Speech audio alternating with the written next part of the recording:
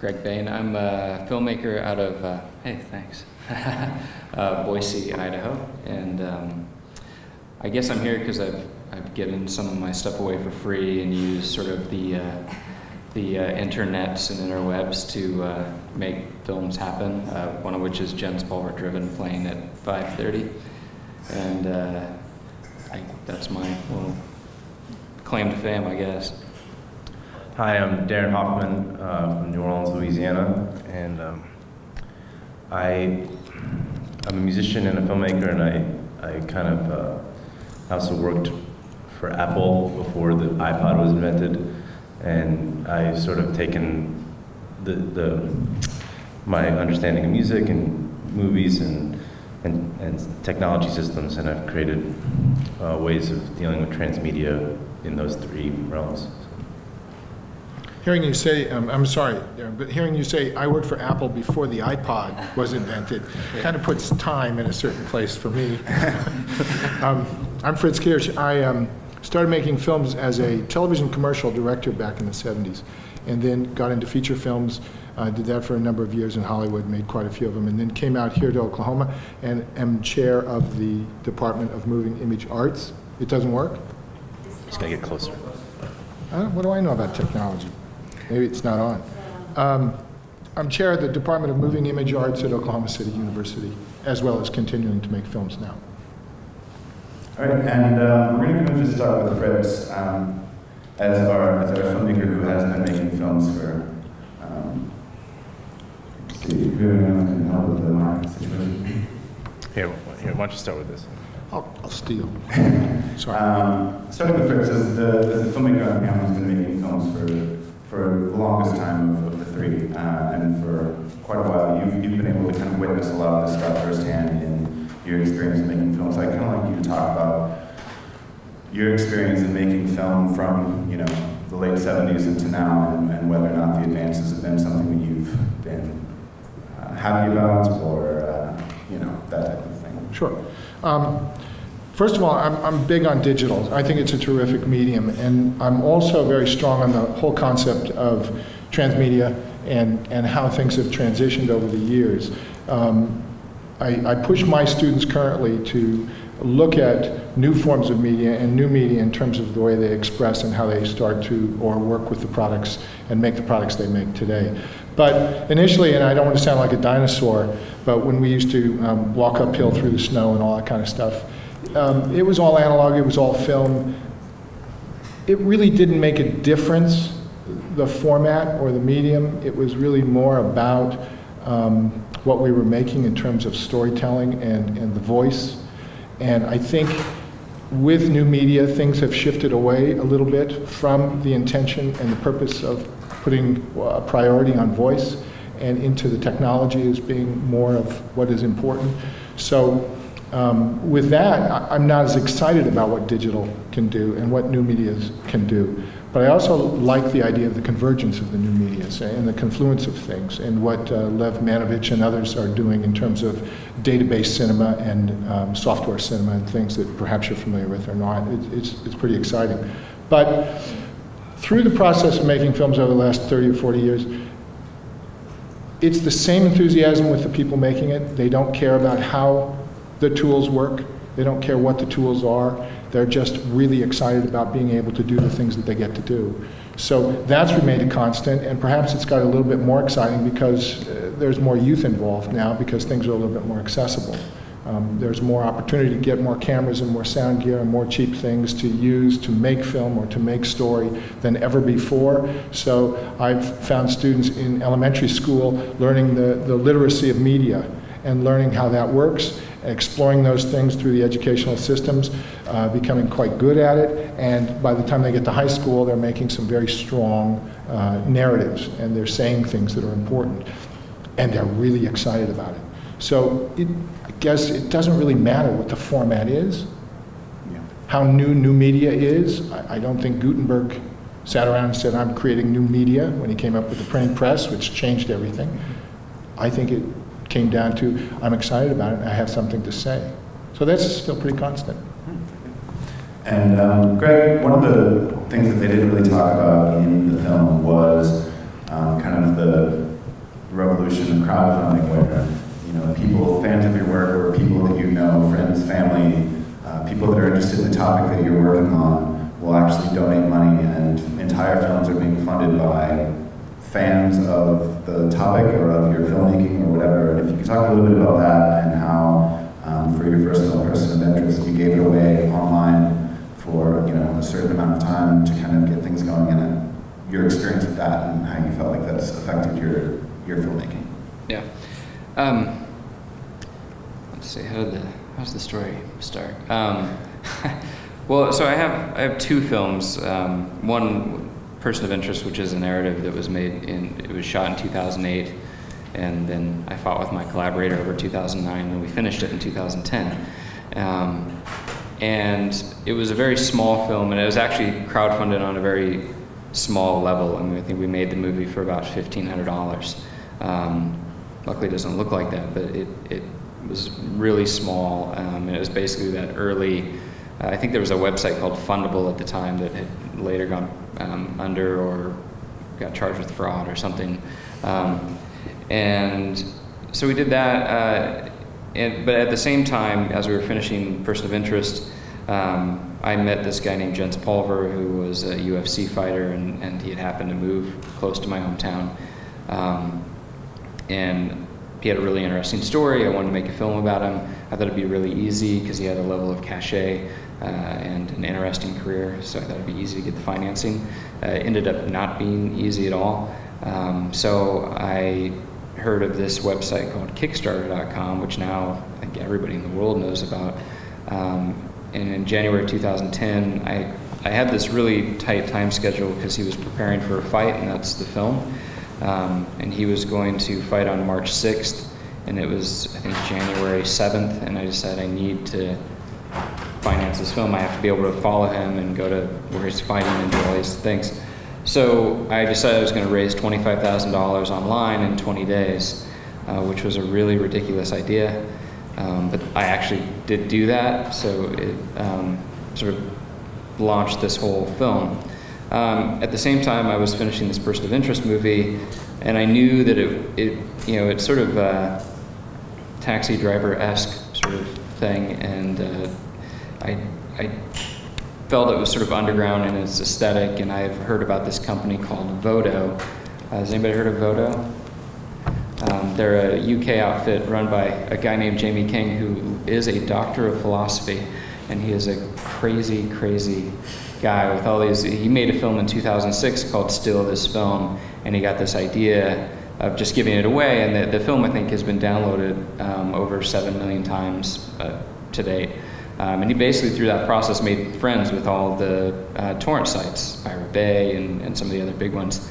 And they decide, oh, this may be an interesting way to distribute films, create the least amount of friction for people. So I thought, that's an interesting way to distribute a film, so I pursued them, and we put Person of Interest out in October of this last year through Vodo. And it did really, the first month, I think it had 40,000 people who downloaded the film all over the world. Immediately, though, what people go to is, well, what does that mean to you monetarily or anything? It meant about $500 or $600 that people donated, or said, thanks for letting me have your movie for free. But it taught me a little bit more about dealing with the torrent aspect and what maybe piracy is or file sharing is. So back to Jens Pulver Driven, that film, I didn't sort of see going that route with this whole torrent idea. I ended up crowdfunding the rest of it, basically. I funded the film by basically pre-selling 1,000 DVDs. And now I'm almost in the black, which is nice. I released in November of this last year. I sent out all these limited edition DVDs to all the people that backed the film. One of them had torrented it, so I went and with my newfound knowledge of file sharing and how these people interact with each other, I said, hey, you guys have torrented a copy of my movie. I'm the director. Da da da. Would you just let people know where they can get the film and what their access points are? And they were all obliging, and You know, basically the whole thing is I've just realized that this whole, I don't know if it's a new culture of the sharing, piracy, whatever, is that people are still looking for, you know, I don't think they're looking for interaction with media, but they do like interaction with people. And so I think from the crowdfunding to file sharing, everything else, if you give people an opportunity to interact with you in it's sort of a cliche word now, but in an authentic way, and you know, come off like an asshole, you can sort of build a body of work in this sort of new era. I mean, obviously these films are very low budget, but you know, I don't know, now I'm rambling, so you can stop me anytime. That's good. And then Darren, just kind of, again, something that wasn't necessarily discussed so much in the film, but is an important part of how digital technology has affected art, as to where before you were either a musician or you were a filmmaker or you were, they didn't have computers back then, but now you can kind of combine all of them towards one central idea, which you do with music and with 2D productions. And so if you could talk a little bit about that and kind of the pluses and minuses that you've seen of working that way. Yeah, I just want to clarify, I started working a month before they released the iPod, so it was, I was going to ask, you look very good for your age. So. I was talking to a girl at the airport yesterday, and she didn't know, she's 21, she doesn't know what the world was before the iPod. She was like 10 when the thing came out. It was weird. So, anyway, I started as an editor when I was 17, and I was producing stuff I was a producer editor, and for like non-broadcast industrial stuff in Miami. And when I became a real serious musician later on, I would watch videos and be annoyed that if I was watching a quartet, like for example Wynton Marsali's quartet, I would be stuck watching Wynton's cute face and mustache moving his fingers on the trumpet 90% of the time, when I really wanted to watch Marcus and Tane and Rob Hurst playing the rhythm section. I was a drummer and really liked the piano. And so 10% of the time I get to see them for quick clips of the parts that weren't as exciting, you know. And I was frustrated. And even though I started out as an editor, I wanted to eliminate the editor. I was sick of some editor or a producer telling me who I had to watch when I was watching them, or when they're presenting it on screen. So after film school, I came back to the school and they let me borrow 12 XL1s, and I set it up around a piano trio, and then I created a DVD, which was the high-tech thing at the time, with multi-angles. Now, I don't know, there's an angle button on a DVD player, and it's very underutilized. The only time I've really seen it used correctly was on a Matthew Barney, like crazy, like art installation video. I think Herbie Hancock had something that was similar, but basically this allowed you to move around from angle to angle, or from instrument to instrument full screen. And then it sat on this DVD while I was continuing to try to get people to fund this weird project. And then by the time we were actually ready to do it, it was like, forget a DVD, we'd have to make real software out of it. By the time that happened, then the iPad was getting close to being released. And so when they released the software development kit, we put it on there. Anyway, the point is, now you can see that ensemble. We're going to release this software in the next few months, hopefully. And you can see it on full ensemble, and you can tap the instrument that you want to focus on, and then it brings a full screen. And then once you're there, then you can swipe the screen and it'll move it over to the next instrument, just like you're looking at pictures on your iPhone. And then you can pull out a control panel, a little mixing board, and you can turn on and off the different instruments and solo them or mute them. What this does is that every time you play it, you're getting a different experience in a way. So it's choose your own adventure music. And you know, at a lot of these conferences and panels and stuff, you hear stuff like, you know, our linear content is becoming obsolete. And there's the leaning forward type of content that you experience and leaning back.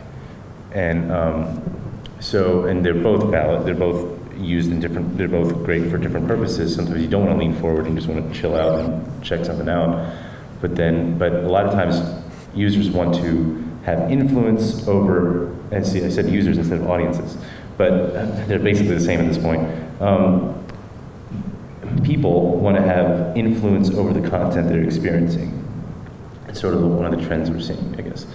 And so this is just the natural progression that I've saw for myself. And then also as a musician, I wanted to create tools that I can study the different parts of the instruments and not be at the mercy of an editor or a producer telling me what I have to watch.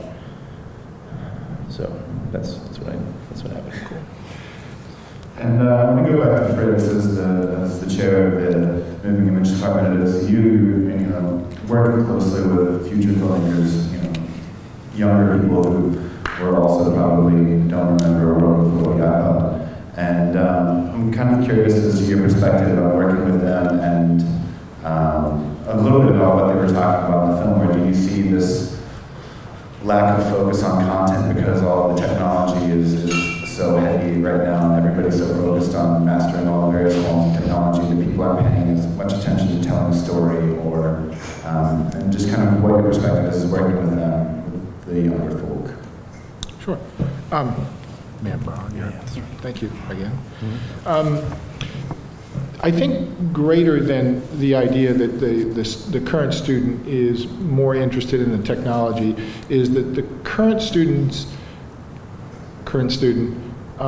tends to push away the responsibilities that go along with the process of making film. They push away a little bit of the ethic and the moral that is necessary as a responsible filmmaker.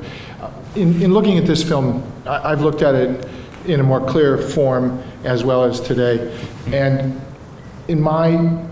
through my eye, I see a lot of things that the filmmakers are doing that aren't truthful for the text that's being spoken. So they'll compare certain things, and I find that to be unethical in terms of what we must do as filmmakers. And kids today think that it's all right to take existing footage, let's call it this idea of database cinema, and apply that archival footage or found footage or borrowed or ripped or whatever to a place in their assembly of their product which doesn't really say or be truthful for what that particular ripped footage is all about. Then they use a voice over that footage to say something which isn't truthful. And that's the moral that I'm speaking of, the morals that I'm talking about. And that's what I try to take the students back to. Their technical knowledge is wonderful.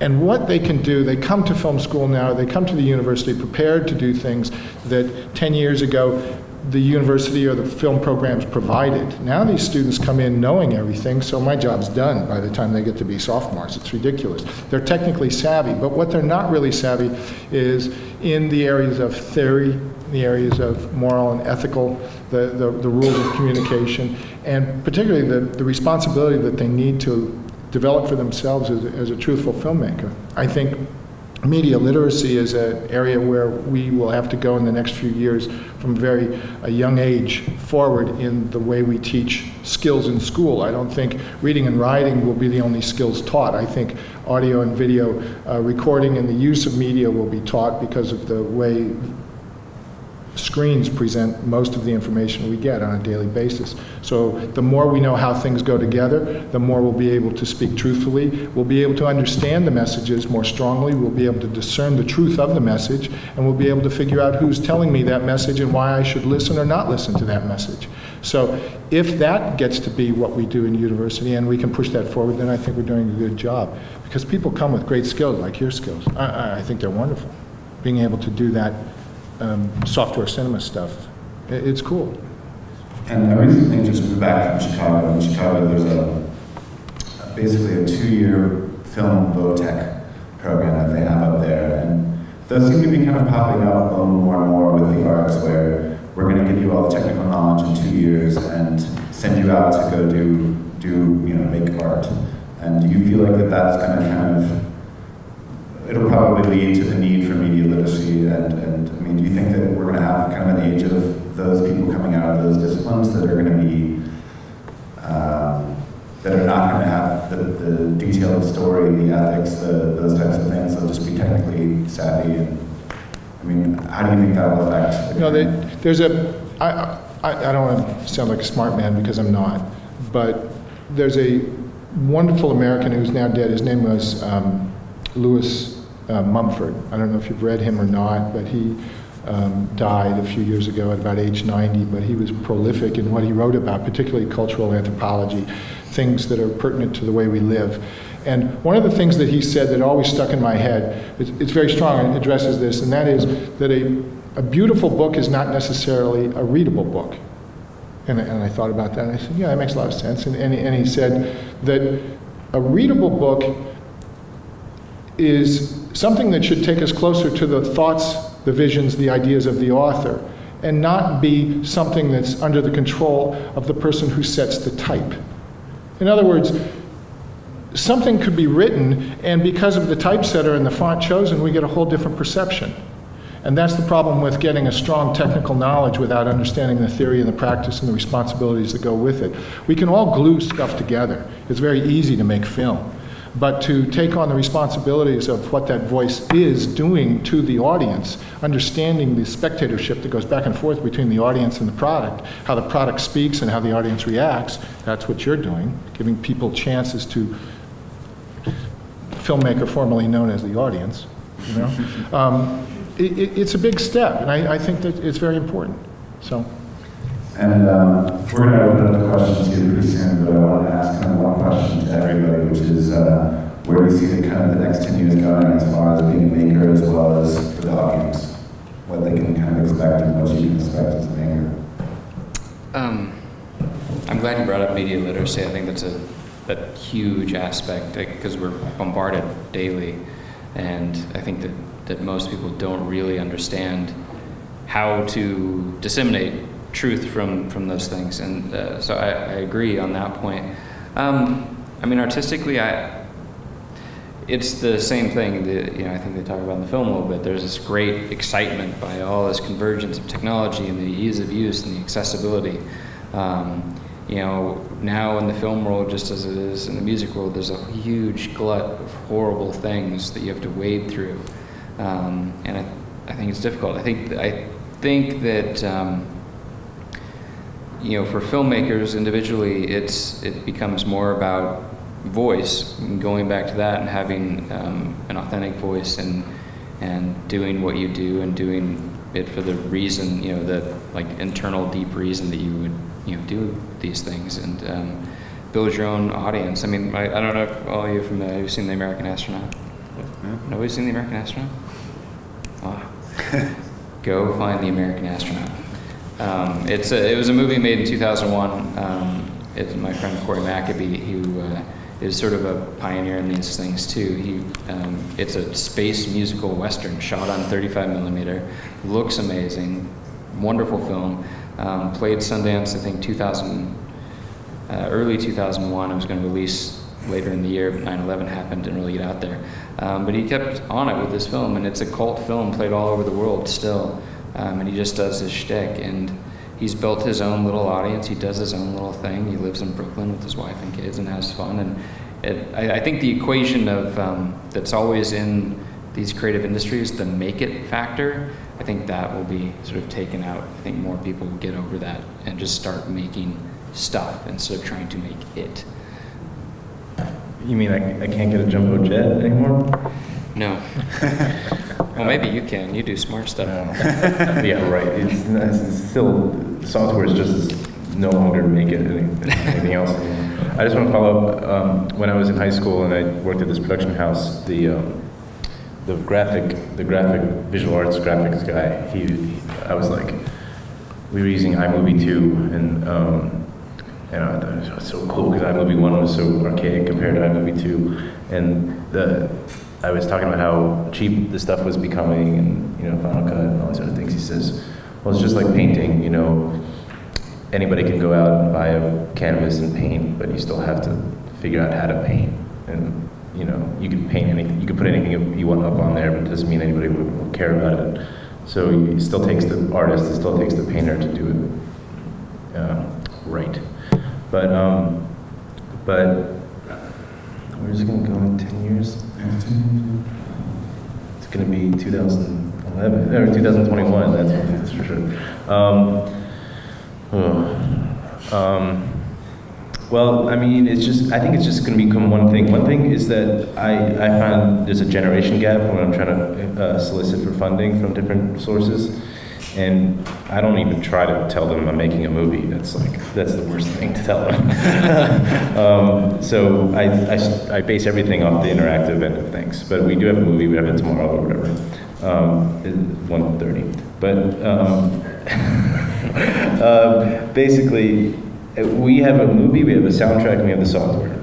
And I showed my plan to investors, and they're like, well, what is it going to be? Are you going to focus all your time on this? And I'm like, man, it's all the same thing. It's the same thing.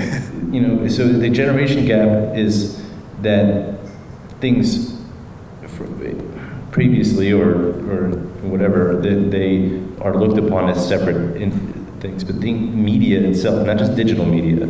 I had to like define my business recently, you know, and we spent like a day talking about the word digital.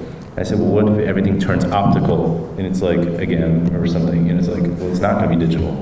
So if I define it as digital, then y'all can like leave my business, and then I would be left with nothing, you know? So it's gotta be just straight up media, or a medium. But basically, I think that the separation between these disciplines will just disappear, I hope. Do you think that there's probably a chance that there'll be less just a film or just a record or just a whatever, and it's just going to be more and more kind of a mishmash of everything? Yeah, I mean, action figures, video games, you know, like the boundaries will be gone, and if it's some type of experience you're dealing with, it will transcend any type of classification, which is just a little ethereal, sorry, but that's all I got.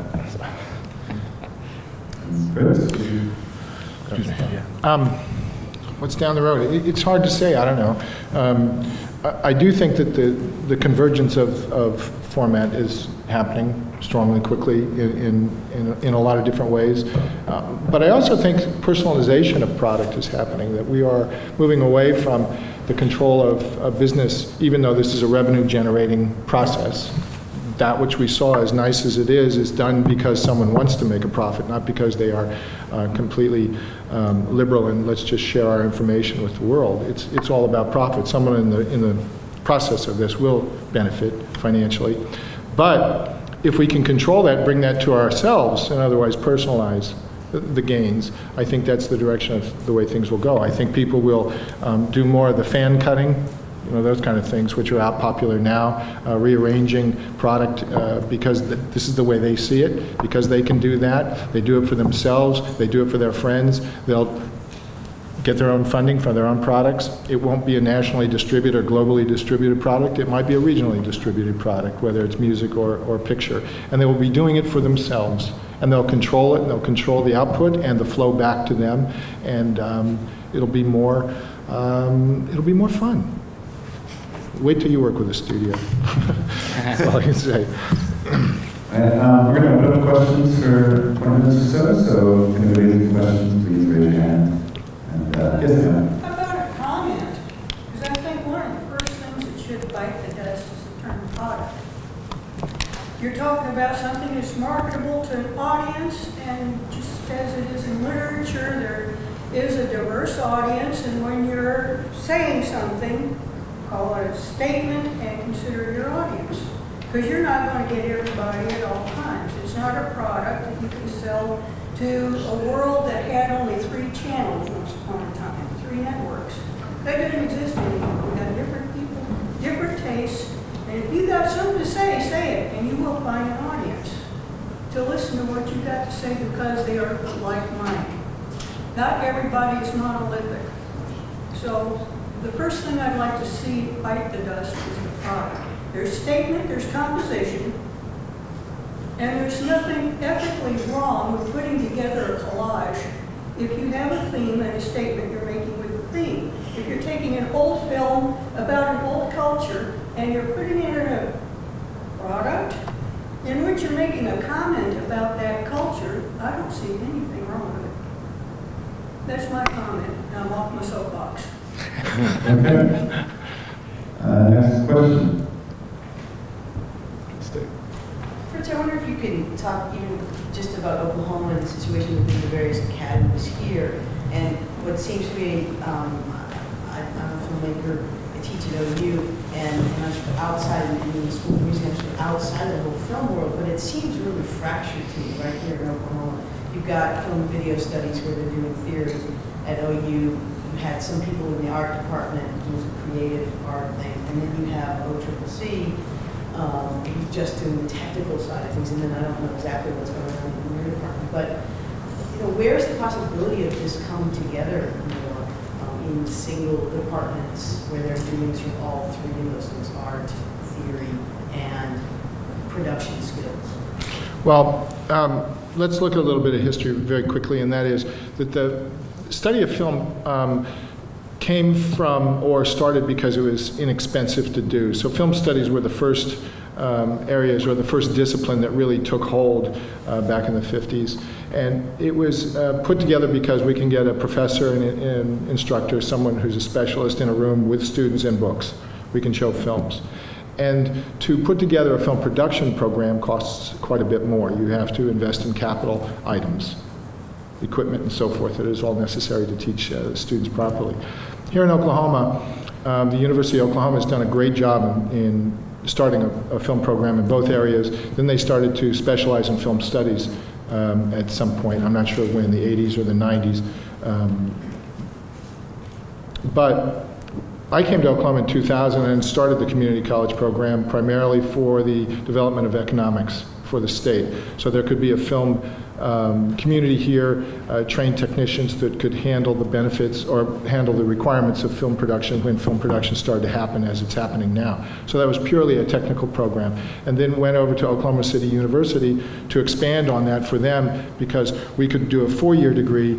Part of it would be technical, part of it would be film studies, and so we have both going on in our area. However, what people don't realize is regardless of studying at Oklahoma University, the community college, or Oklahoma City University, there's a strong alliance called the Oklahoma Film Consortium that was established that enables a student in any of those institutions to study at the other institutions. There's no difference in tuition, there is no difference in anything. It's that if a student at OU can't take a course in filmmaking, cinematography, that is offered at the community college, they can enroll at the community college course, have the credits transferred back to OU toward their degree, and they just attend off campus. So all of that's been organized and it works, and we've had a few students go back and forth because at different times of the year we don't offer courses students want. As we rolled out our program over the last 5 years at OCU, we needed students to take certain courses that we didn't have yet. Now we have pretty much everything we need, so students are more on our campus. But that's the way it's going, and the community is very strong. There is a film that's, tooting my own horn here, at this festival called First and Female. And it's a documentary done about women as role models, using the 2 women that ran for the governor of Oklahoma recently. It was done with students out of the community college, out of the Oklahoma City University, out of Tulsa, out of Jenks High School, and out of OU. We went to all of them. We asked them to all come in and help and do different things, and they all provided their time and did things. And it's really, it's a nice film. I'm really proud of it. But it's nice because they all got together. And I see a lot of students working together with other students from other universities on projects. The professional films, particularly, that are shooting right now, have lots of students from different universities on them. So it's growing. It's getting good. Yes, sir. There's a lot of democracy, and anybody can make films now. YouTube's a great example where there's so much coming out, but at the same time, it's like, it feels like, I know so many people put on Facebook, I have a film that's in a competition, and if you would vote for it, here, just vote for it. And I always think, well, should I look at all the other films that are up to make sure it's the one I would vote for, as opposed to just voting for you because you're my friend. And then there's so many films that are like, getting the numbers, and I always wonder if they're just more popular. As a person with more friends to hit that button over and over, and is that how we're judging what is good nowadays based on what has YouTube clicks? And I kind of find that all pretty nebulous as far as how real that information is. And do we need a system that isn't just YouTube, but it has some, not corporate control, but some quality control? Go ahead. You got something to say? That's a tough one. Well, social media, social interaction. All right, so like one thing we do from on our app, you're watching the video and whenever you pull up the controls, there's like a little Facebook button, and then you click it and it says like the app, like this, and then you click like, and then it shows all your friends that this is what you've been dealing with. As far as that goes, I mean, everything's really a popularity contest. I mean, Transformers, I mean, everybody's gonna watch Transformers, right? It's more popular than all, and it's like the prettiest girl in the class, Megan Fox, whatever, it's just popularity contest. So as far as quality control, I don't think that that's really, in terms of like numbers and the quality is not what counts. Unfortunately, in like a market-driven world, it's like you can have the highest quality music played by the best musicians in the world, and if it's not, if you don't have Katy Perry, you're out of luck. I'm sorry. Like, I mean, but in terms of sheer like mass popularity, mass market, quality does not matter, unfortunately. And you think this kind of democratic Facebook liking is kind of contributing to the gray goo that Moby was talking about, just kind of the sea of mediocrity that is harder for quality stuff to rise above it? Well, the distinction I like to think that we have is, I mean, that is a way for those that do experience our content and our apps, whatever, can help proliferate it in a positive way. Going and begging all your friends to vote for your video without having seen your video, or especially seeing everybody else's video, is sort of this is sort of one of the symptoms of this problem. But our Facebook like button, or Twitter, whatever, is really a way for them to participate in marketing and helping a product like this that, I mean, from my standpoint, I only work with musicians that I feel like are of the highest caliber and have the best technique, because I don't want to proliferate mediocrity like what we're talking about here. But so I think there's a lot of positive things. I sort of just accepted Facebook.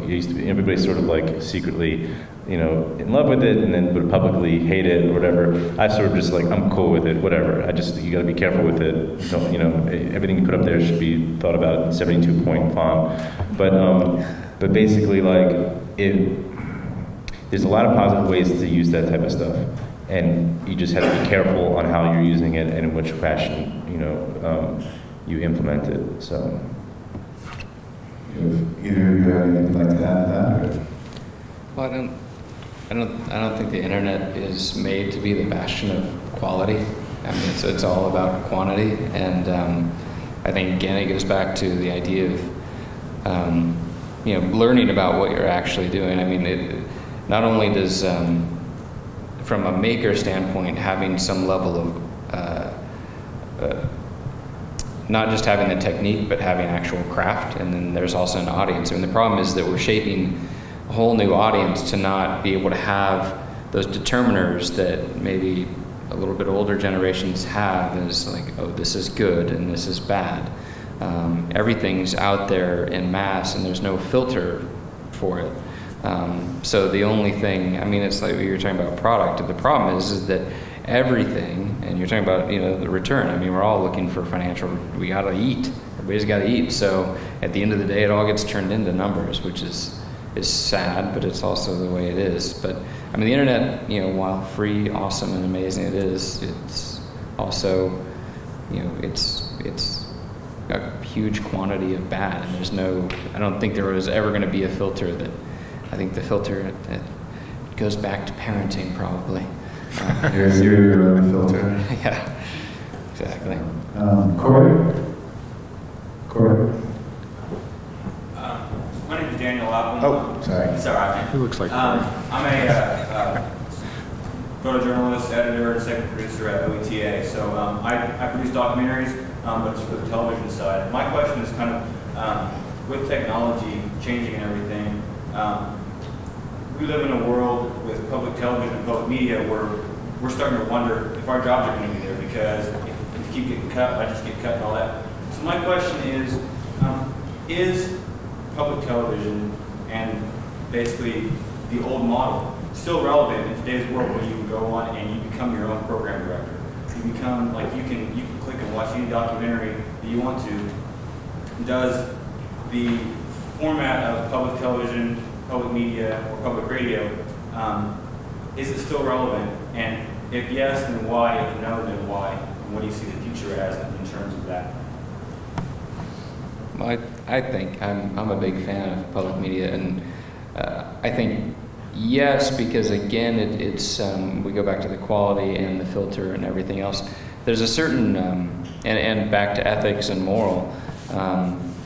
You feel with your public media resources and outlets that when you're watching something, you've entered into some level of contract that you're getting at least the truth, or at least a good portion of the truth. And I think that with just the proliferation of being able to seek out truth. I mean, that's part of the problem right now, is that we can seek out and find within a matter of seconds anything that will agree with our point of view, and then heighten our fervor for our point of view. And I think with public media, we still have this, I believe it's still there, this diversity in thought, as well as sort of a dedication to seeking out the truth as opposed to hammering a point of view. So yes, I think it's important. Go ahead.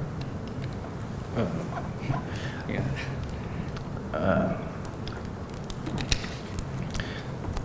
Quincy Jones is working on a program to try to get jazz music taught, and just jazz American music taught in every public school in the country. It's the Quincy Jones Music Consortium.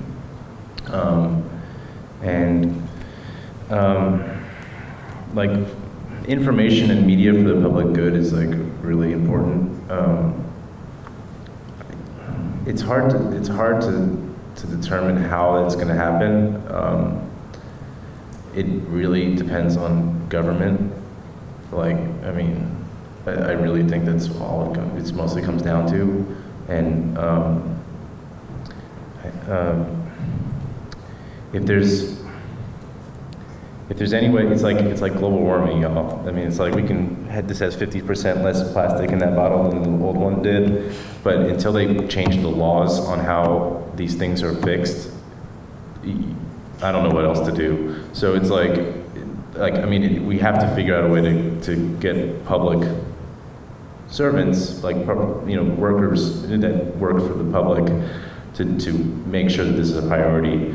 So it's like with Quincy Jones trying to get American music taught in classrooms, and actually, at least from a social studies standpoint, it's super important. I mean, there was a time when you can hand out sheets of written music to a congregation of a church, and before, say, World War II or so, and people would sight sing back to you. This congregation, not the choir, but they would just sight sing back to you.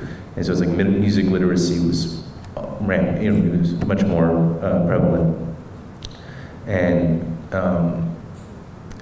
I think that from a social standpoint, and from a governmental standpoint, information that's healthy and culturally relevant to the public really needs to come from a government or some type of higher power of some kind. The people that pay the bills. Yeah. Fritz, do you have anything to add to that? No, I'm not this smart. Okay. Yes, sir. You spoke about the need to pay the bills. For those even that will be able to stand above the sea of mediocrity, where's the money going to be? It's going to trickle down in 1 cent increments. I think it all comes down to, I keep saying like now too. I'm worn off. Too much Facebook. I had a sort of a unique position where I had a film that didn't cost very much money. It was already spent years ago, so I could give it away for free, and it didn't really matter if it made me money. The film I have now, in a way, that it's tens of thousands of dollars that it costs to make Driven, but I'm almost have that paid off too. And it has distribution, and I would like to see it, make some money. But I was thinking about this yesterday, that with Hulu and Netflix and all these sorts of things, where they're basically free, and now they're kind of getting into the premium services. And when you think about it, the content providers, us, we, somebody said this to me this morning: first in, last out. We get the smallest chunk. But when you start to look at it in terms of Driven, it in North America has a video on demand release through Warner Brothers, and so they tout 100 million homes. Obviously 100 million people aren't going to click on it and buy it and want to watch it, but a percentage of that. So if there's enough pennies that start to trickle down, there's an opportunity. The other part of it really is you have to make stuff for a lot less money. And be more pragmatic in those. If you want to build something that's sustainable for yourself, you have to. I had somebody say this. A very good friend of mine who works in Hollywood. He's a cinematographer. He said actually about me to a friend. He's like, yeah, Greg's great. He's very prolific. He just needs to make something that people want to watch. So I think that if you add together quality, something people want to watch, and get out there. I mean, my world has changed in the last 2 years just because I started talking to people. And I think that that's the biggest thing about this whole idea of this culture, is that now people are a lot more accessible. People that I say, gosh, I want to be friends with that person that you see online. It's a lot easier to start those relationships. And if you're not if you're not a strange stalker person and you're genuine, you can create these relationships. That's all to say that there is still opportunities to, make money and be able to sustain yourself. And it just, you might have to sort of renegotiate your levels of success a little bit. And for me, I look at it, I live in Boise, Idaho. I have a nice place to live, and I work as a filmmaker, and I don't have to, answer to anyone, really. So that's fairly successful to me. I would say also the part of this that one of the filmmakers that I worked with in Chicago, I'm not going to tell you his name, all I'll say is he made a documentary dealing with animals.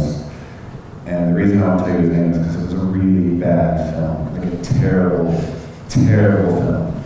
And but he actually made a lot of money on that film because with the kind of cavalier, we can do it all ourselves, a lot of people are defining new ways of creating revenue. And so what he did is he bought a Winnebago, and he booked his film in public libraries, which would pay him a set fee, and then he would pre-sell. He would find one theater in every town that he went in, and would pre-sell to PETA or local PETA organizations, animal hospitals, all these types of things, and he would end up making a good profit, and was making his second documentary while he was touring, making money with the first one that he made. So I think that you're going to see a lot more creativity as far as where you can find money as well. Absolutely. Yeah. I think the real deal is the distribution model's changed. We've seen historically the intermediary of the large distribution company, the large studio, who then collects all the fees, the ticket sales. Then they decide when to pay the filmmakers or how to pay themselves more or whatever they do in their mathematics. But now that's all changed. Netflix is a direct distributor. They take the product, they bring it right to the individual. We pay Netflix. It makes it much easier. Eventually Netflix will go away and we'll be our own Netflix. That's what I mean by we will personalize our own distribution. So we'll go one more step further in terms of this distribution model, and the funding and the financial aspect will be more immediate. I think that's just the nature of what's been happening the last 40 years or so. everything's been shifting away from the big guys. So we have time for one more question, so, you said. You know, the whole movie was about art in the digital age and media in the digital age. One medium that started to exist then was video games. I mean, they didn't really exist before that. They combine art, like audio, visuals, and interactivity. How do they fit into like this space and with music, film, and all these other traditional media? Any video game aficionados? I'm not official. I am fascinated by video games. I have to admit I don't play very much, and I'm horrible because I have a 7-year-old, so we just have a Wii. And I know that that's not cool, but I know enough to know it's not cool. I think that I am surprised by the sort of cinematic. The subject of my documentary is in a video. His likeness is in a video game that's just released, and I talked a lot with this company when I found out they were using my film to pitch their game, and which I thought was cool. Again, I was like, "What are you doing?" I said, "Hey, that's so cool," and started a relationship. But I realized in speaking with them that they're taking a lot of cues in storytelling from cinema and music and everything else. They're really trying to combine all these things and then creating the ultimate interaction, obviously, with their user or audience. So I think that video games and video gaming is probably sort of the ultimate culmination of maybe where cinema is going. Yeah, I mean, it has the luxury of not having such a rich history like music, or like where the industry is all people that are, still relatively young, so they're pretty adventurous with what they're really trying. Now you see things like the new Rockstar game, LA Noir, which played as a film in the Tribeca Film Festival. There are a lot more, we're going to take the best parts of every different discipline and try and use them into one place where the user is controlling what happens. And so I think that, I think video games are probably pretty exciting, like practice or medium or whatever you want to call it, to kind of see where things might be going in other ways that are a little more entrenched in the long history. Can I just say congratulations to Rock Band for getting canceled. Like it's done, rest in peace. All right. But I remember when I did a summer program in Palo Alto when I was in high school, and the director of the program told me that the Actors Union was getting upset about when Final Fantasy came out, and there was some image of an eye, like an iris of an eye. This is like in 2001 or 2000. Just 2000. But there's an image of an eye that looks so real that SAG was like going to sue or to prevent this from happening or something like that. But in the end, I mean, people. I don't know. I think that there's something nice about actual people, and so video games sort of like have a way of. I mean, my app is sort of like a video game. But like, I don't know, video games are sort of a weird animal. I think that they sort of, the simulation gets to the point where it's cool. And I actually saw like an NBA, during the NBA finals, they were showing like the graphics of the new NBA stuff. And it seemed as though, I was asking my friend, do you think it's going to get to the point where it looks just straight up like NBA players? And he says, well, it seems to sort of had plateaued in the last couple of years. It's not quite the same like ratio of like getting better. And I don't know, this movie we just saw was sort of like, to me, the sequel to this movie called Before the Music Dies. Has anybody seen that? It came out about 5 years ago, and it was about radio stations and how music was gonna die, basically.